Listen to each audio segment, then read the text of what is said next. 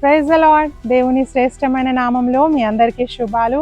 ప్రియ సహోదరి సహోదరుడా, మనం తప్పులు చేసినప్పుడు, దేవునికి విరుద్ధమైన ప్రవర్తన మనం కలిగి ఉన్నప్పుడు మనలో ఒక పశ్చాత్తాపం అనేది కలుగుతూ ఉంటుందండి. మనం చేస్తుంది తప్పు అని మనలో మన యొక్క అంతరాత్మ చెప్తా ఉంటుంది. ఎస్ ఆర్ నో, మన కాన్షియస్నెస్ చెప్తా ఉంటుంది, నువ్వు చేస్తుంది తప్పు, నువ్వు ఇలా ఉండకు, ఇలా చెయ్యకు అని ఎప్పుడు కూడా మన అంతరాత్మ మనకు చెప్తా ఉంటుంది.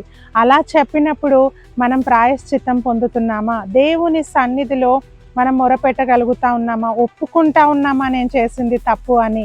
ఎప్పుడైతే నువ్వు ఒప్పుకొని విడిచిపెడతావో అప్పుడే నువ్వు విడుదల పొందుకుంటావు. ప్రియ సహోదరి సహోదరుడా, నువ్వు ఆ తప్పులోనే జీవిస్తూ ఉంటే, ఆ పాపంలోనే జీవిస్తూ ఉంటే, ఎప్పుడైతే నీ అంతరాత్మ నిన్ను గద్దిస్తూ ఉందో దాన్ని నువ్వు పక్కన పెట్టి ఏం కాదులే అని నువ్వు అలాగే జీవిస్తే దేవుని ద్వారా మేలు పొందుకోలేవు. వాక్యం చెప్తా ఉంది, రోమీలకు రాసిన పత్రిక 4:7, తన పాపమునకు ప్రాయశ్చిత్తము నొందిన వాడు ధన్యుడు. హల్లెలూయా. ఎవరైతే తన పాపానికి ప్రాయశ్చిత్తం పొందుతారో వాళ్ళు ధన్యులండి. వాళ్ళు విడుదల పొందుకుంటారు, వాళ్ళు ప్రతి బంధకాల నుండి విడుదల పొందుకుంటారు, మేలు చూస్తారు, నెమ్మది సంతోషాన్ని వాళ్ళ జీవితంలో అనుభవిస్తారు.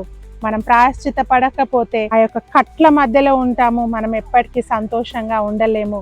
సో ప్రియ సహోదరి సహోదరుడా, ఈ ఉదయకాల సమయంలో మన పాపములకు ప్రాయశ్చిత్తం పొందుదాం, ధన్యులుగా మారుదాం. God bless you.